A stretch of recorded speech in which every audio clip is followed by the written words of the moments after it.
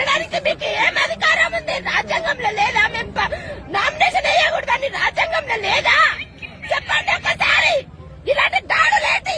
మా తాత చిన్న ఉన్నప్పుడు చెప్పిండు రౌడీ రాజకీయం అని.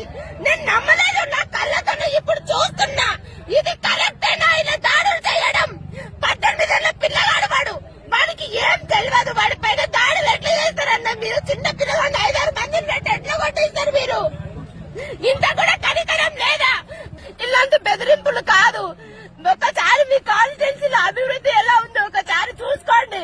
అలాంటి అభివృద్ధి చేయని వాళ్ళను, మధ్యలో తింటున్న వాళ్ళని దాడులు చేయండి అన్న. మేము మంచి చేయడానికి వచ్చినామన్నా, మాకేం తెలియదు. గెలిచి 10 మందికి న్యాయం చేద్దాం అనుకున్నా గానీ ఇట్లా నన్ను ఇట్లా చేస్తారని అనుకోలేదన్నా.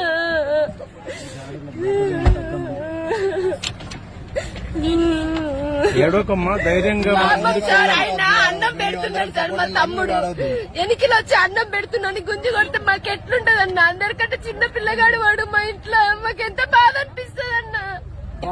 ఒక్క రోజు కూడా మేము ఎవరికి ఏం అన్యాయం చేయలేదు సార్. చేతకాని వాళ్ళు ధైర్యంగా ఎదుర్కోలేక ఎందుకు చేస్తున్నారు? కొంచెం ధైర్యంగా ఉండాలి. రాజకీయం అంటేనే రౌడీజం అని నేను ఇప్పుడు చూస్తున్నా. ఇప్పుడు అవన్నీ లేవ